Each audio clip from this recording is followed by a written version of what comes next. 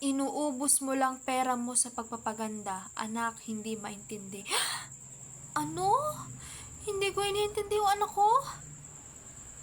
Paano mo nasabing hindi ko iniintindi anak ko? 24/7 ba kitang kasama? Ano sinasabi yung inuubos ko yung pera ko sa pagpapaganda?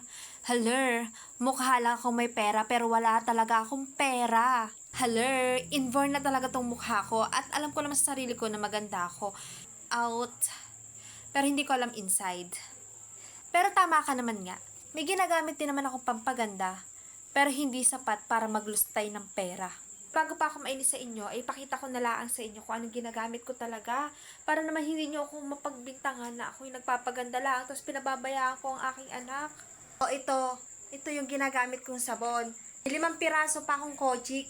Kojic na nakalagay lang sa transparent at may nakatatak lang na Kojic yung sinasabon ko. Ayan.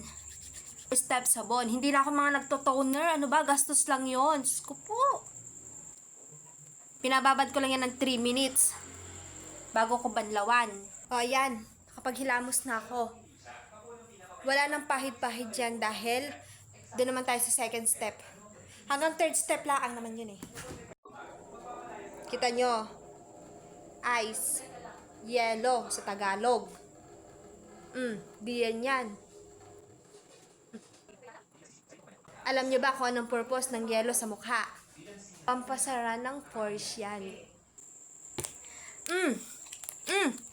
Yan. Kita nyo, babasa nyo, soothing gel ng Lux. Lux. Kala nyo, mamahalin. 109 pesos yan sa Watson. Amount lang, tamang amount lang. Then, ganyan-ganyan. Yan.